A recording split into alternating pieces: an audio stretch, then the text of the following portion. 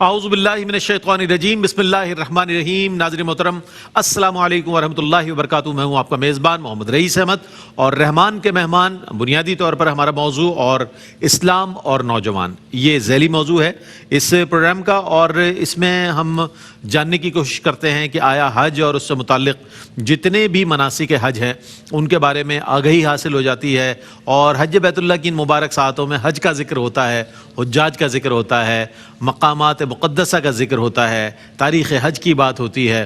آج ہم جب انشاءاللہ بات سنیں گے تو شیطان کو جو کنکریاں ماری جاتی ہیں اس میں کیا حکمت ہے، اور کیا واقعتاً کیا لگتی ہے شیطان کو کنکری، اور جب ہم کہتے ہیں اعوذ باللہ من الشیطان الرجیم، پناہ مانگتا ہوں میں اللہ کی شیطان مردود سے، تو اس کے کہنے کے بعد کیا ہماری زندگی کے دیگر امور میں شیطان اس طرح وسوسہ ڈالتا ہے اور ہم کیا اس کو اوبے کر رہے ہوتے ہیں؟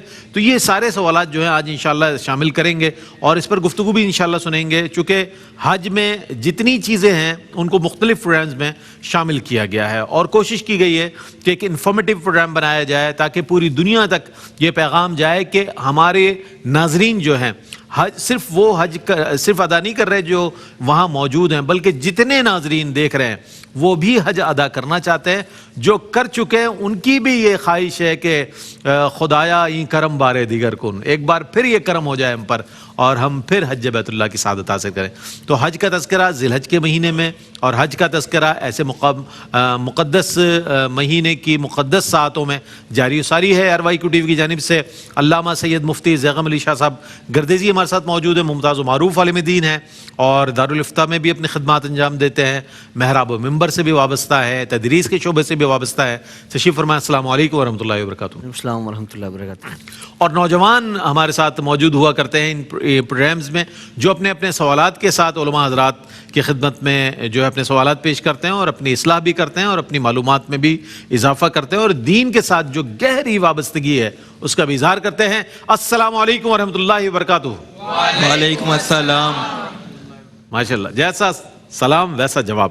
اچھا جناب، تو ہم بڑھتے ہیں علامہ مفتی سید زیغم علی شاہ صاحب گردیزی کی جانب کے، کیا فرمائیے گا؟ حج بیت اللہ کی ساعتیں جاری و ساری ہیں، عازمین حج ماشاءاللہ پہنچ چکے ہیں، اور بہت سے اپنے دلوں میں حسرت لیے بیٹھے ہیں، تو آپ کیا فرمائیے گا آج کے اس پروگرام کے تناظر میں؟ بسم اللہ الرحمن الرحیم، اللہم صلی علی محمد وعلی آل محمد وبارک وسلم۔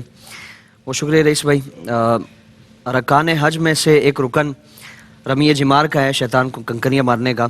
مینا میں یہ عمل کیا جاتا ہے، اور 8 ذی الحج کو حاجی یہاں پہنچتے ہیں، پھر 11، 12، 13 کو بھی یہاں موجود ہوتے ہیں، اور مختلف جمرات پر کنکریاں مارنے کا سلسلہ ہوتا ہے۔ اس کی تاریخی حیثیت کو اگر اس مقام کی تاریخی حیثیت جو مینا اس کو کہا جاتا ہے، اور پھر یہاں سے متعلق جو عبادت کو لازم فرمایا گیا، مینا کے مختلف اس کے پہلو بیان فرمائے گئے۔ ایک اس کی جو تاریخی جو اس کا ایک پہلو ہے کہ مینا کا مطلب خواہش کرنا ہے۔ حضرت آدم علیہ نبینا علیہ الصلوۃ والسلام جب دنیا میں تشریف لائے نا، تو حضرت جبریل امین آپ کی بارگاہ میں حاضر ہوئے، اور آپ سے عرض کی کہ کوئی خواہش اور کوئی آپ کی چاہت ہے تو آگاہ فرمائے۔ تو آپ نے فرمایا کہ میری خواہش ہے کہ میں واپس جہاں سے آیا ہوں اس مقام پر واپس تشریف لے جاؤں، یعنی جنت میں جانے کی آپ نے خواہش کا اظہار، کیونکہ کچھ ایک عرصے کے لیے آپ دنیا میں تشریف لائے، پھر اللہ رب العالمین یقیناً ہر انبیاء اکرام علیہ السلام میں سے ہر نبی کو بلند و بالا مقام عطا فرماتا ہے۔ تو یہ وہ مقام ہے، مقام مینا یا وادی مینا، کہ جہاں حضرت آدم علیہ السلام نے اپنی خواہش کا اظہار کیا، اس طور پر بھی اس کو مینا کہا جاتا ہے۔ اور پھر حج کے جو افعال ہیں، ارکان ہیں، اس میں سے ایک بڑا جو رکن ہے کہ جو مختلف جمرات پر کنکریاں ماری جاتی ہے۔ حضرت ابراہیم علیہ السلام اور حضرت اسماعیل علیہ السلام کا مشہور جو واقعہ ہے وہ اس سے منسوب ہے کہ حضرت ابراہیم علیہ السلام نے خواب دیکھا، اور اس خواب کی تعمیل کے لیے جو اللہ رب العالمین کی طرف سے بذریعہ خواب وحی فرمائی گئی تھی کہ اپنے بیٹے حضرت اسماعیل علیہ السلام کی قربانی کرنی ہے، جی یہاں آپ اپنے بیٹے کی قربانی کے لیے تشریف لائے، اور اسی ادا کو باقی رکھتے ہوئے اللہ رب العالمین نے حاجیوں کے لیے یہاں ٹھہرنا بھی لازم فرمایا، اور پھر جو افعال ہیں اس سے متعلقہ وہ بھی لازم فرمائے گئے۔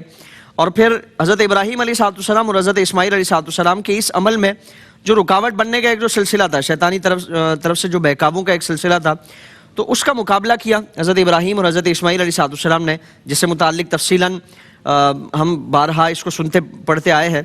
تو یہ سارے معاملات اس وادی سے جڑے ہوئے ہیں یہ ساری عبادات یہاں ادا کی جاتی ہیں، اور ایک علامتی اور یادگار طور پر یہ ساری عبادات کی جاتی ہیں. اور پھر وہی بات بار بار ارکان حج سے متعلق لوٹ کر آتی ہے کہ یہ ساری ادائیں ہیں اللہ والوں کی. اللہ تعالیٰ نے اپنے پیاروں کی نسبتوں کو باقی رکھا ہے، ان کی اداؤں کو باقی رکھا ہے، اور مختلف ارکان کے ذریعے ہم جہاں اللہ کی عبادت کرتے ہیں وہاں اللہ والوں سے بھی جڑنے کا ایک سلسلہ کیا جاتا ہے.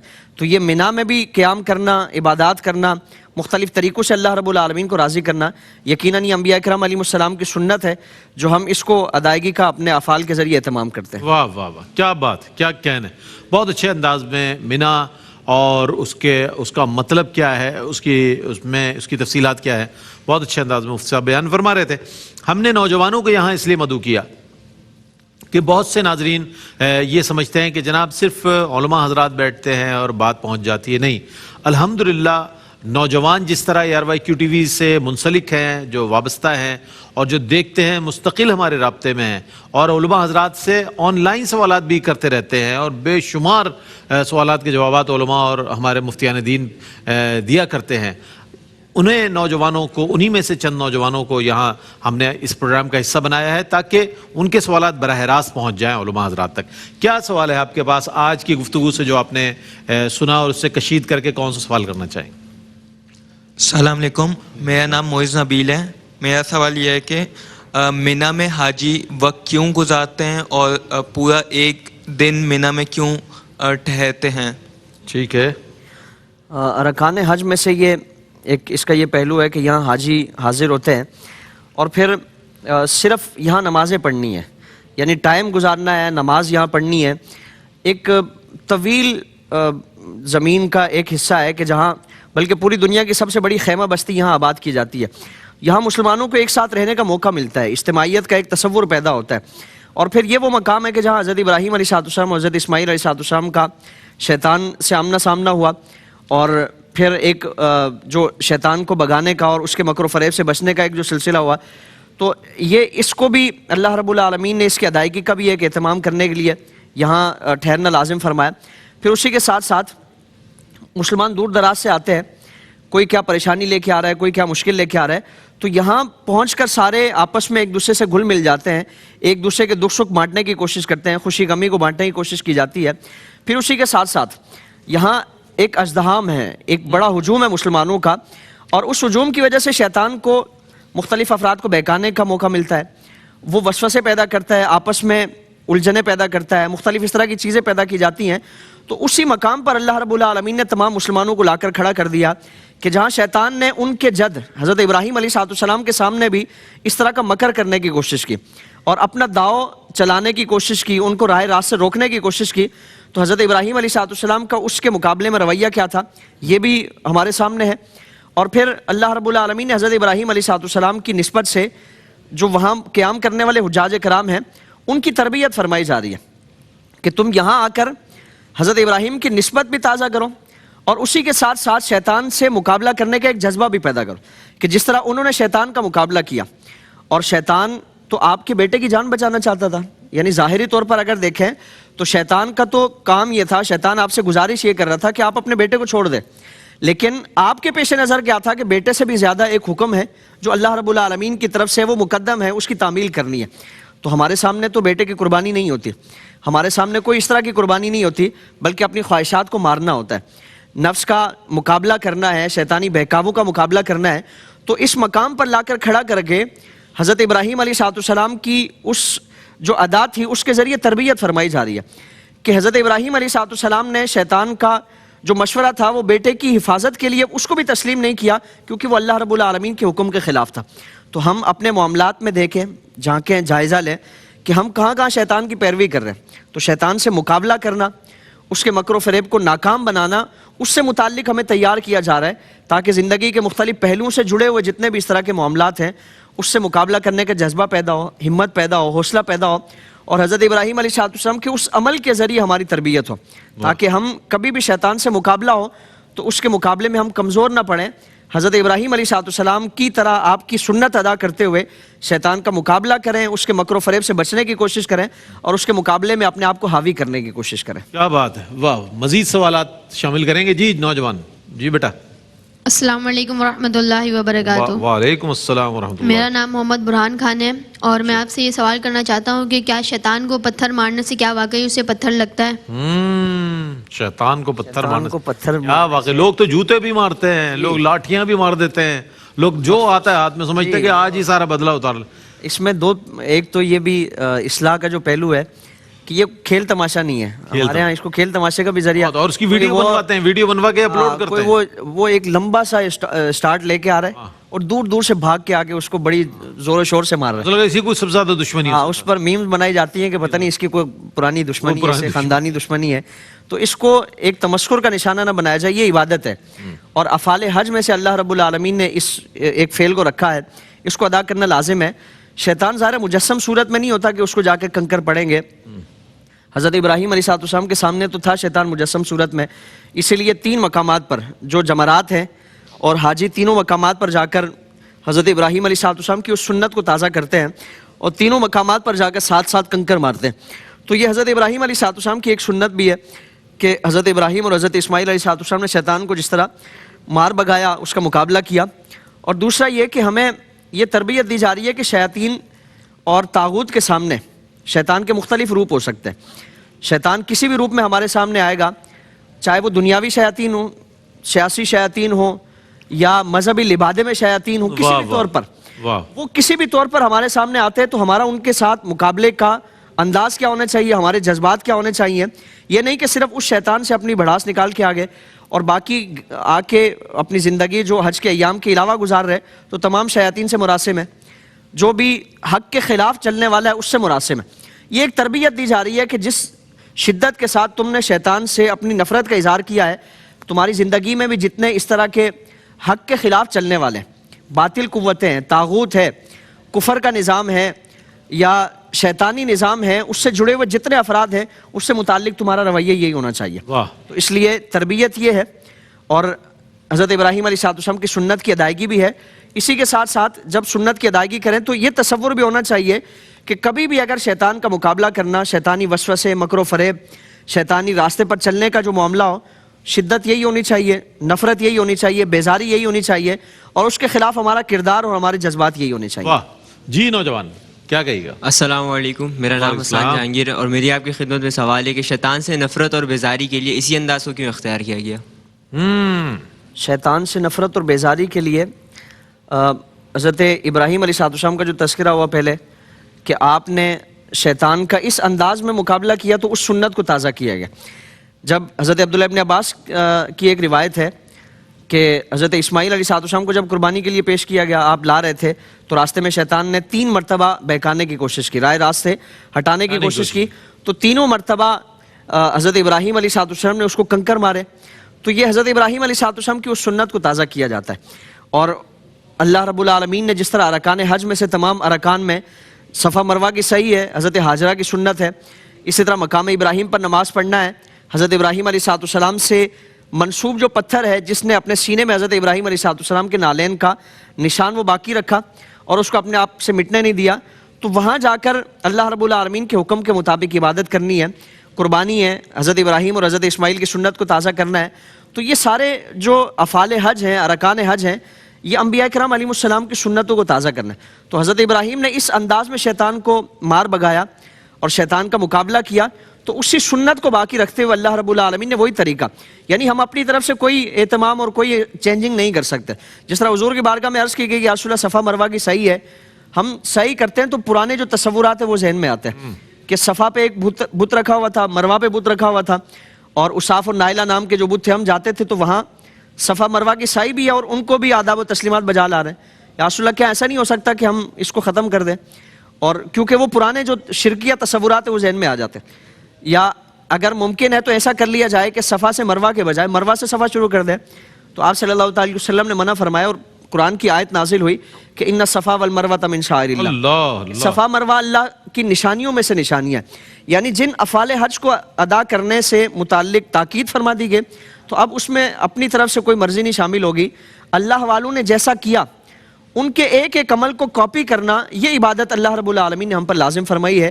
تو اس لیے اسی انداز کو اختیار کیا جائے گا جو حضرت ابراہیم علیہ السلام اور حضرت اسماعیل علیہ السلام نے شیطان کو اپنے راستے سے ہٹانے کے لیے اختیار فرمایا. کیا بات. جی نوجوان کیا سوال کریں گے؟ السلام علیکم. وعلیکم السلام. میرا نام محسن ہے اور میرا یہ سوال ہے کہ حکمت اس کی حل کی کیا حکمت ہے اور کیوں حاجی پر لازم ہے بال اتروانا؟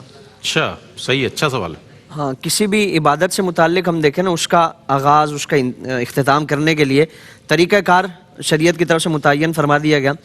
اب حج جو ایک اہم عبادت ہے, مقدس عبادت ہے اور بڑی عظمتوں والی عبادت ہے, پوری دنیا سے ایک ترتیب کے ساتھ لوگوں کو جمع کیا گیا اور ترتیب کے ساتھ تمام افعال حج ادا کیے گئے, ایک ہی لباس میں, ایک ہی وضع قطع, ایک ہی چال ڈھال اور سارے معاملات ایک ہی طرح کے. اب اگر حج کے اختتام کے لیے جب پورے سارے معاملات ایک جیسے ہو گئے, اب اختتام کو مرضی پر موقوف کر دیا جاتا کہ جس کا جیسا جی چاہے وہ احرام کو اس کی پابندیوں سے نکل جائے اور افعال حج کو وہ اختتام تک لے جائے, تو اب ہر کوئی اپنی اگر مرضی چلاتا تو اس میں پھر بگاڑ آ جاتا, خرابی آ جاتی. تو اس لیے ایک طریقہ کار متعین فرما دیا گیا اور بہترین طریقہ متعین فرما دیا گیا کہ اس طریقے کے مطابق تم نے احرام کی پابندیوں سے اگر نکلنا چاہتے ہو تو یہ اختیار کرو. اس طریقے کے مطابق یا تو حلق کرانا ہے یا قصر کرانا ہے, ان میں سے کوئی بھی ایک ادا کرو گے تو احرام کی پابندیوں سے تم نکل جاؤ گے. پھر اس کی ایک اور حکمت جو بیان فرمائی گئی کہ افعال حج کے دوران ظاہر ہے کبھی مینا ہے, کبھی مزدلفہ ہے, کبھی عرفات ہے, تو وہ لباس اور بال اور یہ ساری وضع قطع وہ ایک گرد سے اٹھ جاتی ہے, گرد و غبار اور یہ ساری کیفیات آ جاتی ہیں.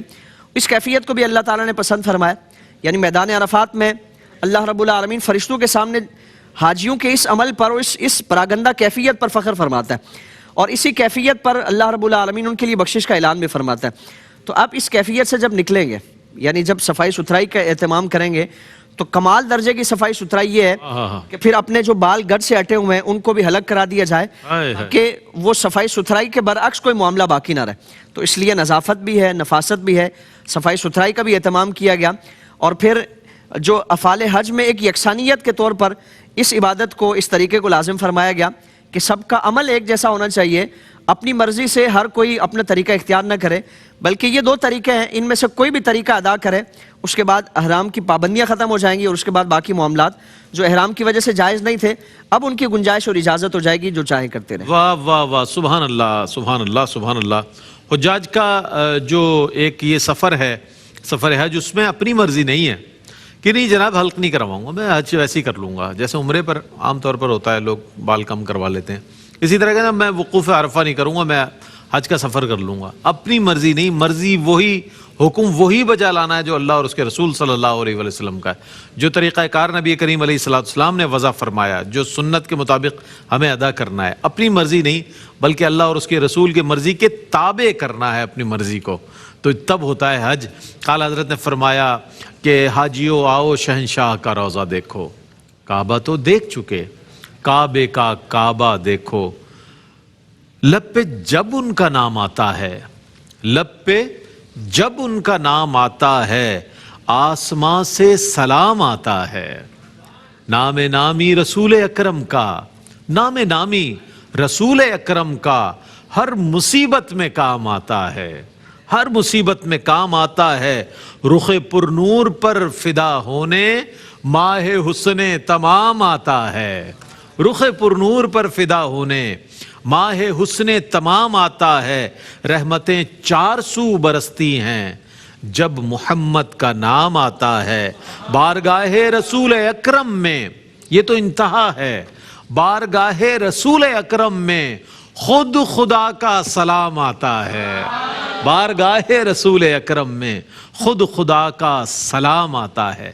سلام ہو آپ علیہ الصلوۃ والسلام پر, آپ کی آل پاک پر, کہ آپ کی الحمدللہ امت میں ہونے کے سبب ہمیں اللہ نے یہ شرف اور یہ افتخار عطا فرمایا ہے کہ ہم فرائض بھی ادا کر رہے ہیں, عبادت کی حلاوت بھی حاصل کر رہے ہیں, اللہ کو راضی کرنے کی بھی کوشش کر رہے ہیں. اللہ تعالیٰ سے دعا ہے کہ ARYQ-TV اور اس کی پوری ٹیم کی ان کوششوں کو, ان تمام تر کاوشوں کو اپنی بارگاہ میں قبول فرمائے اور حج بیت اللہ کی مکمل برکتیں آپ کو اور ہم سب کو نصیب فرمائے, اور آنے والے سال آپ کو اور ہم سب کو عازمین حج کے طور پر حج بیت اللہ کی سعادت نصیب فرمائے.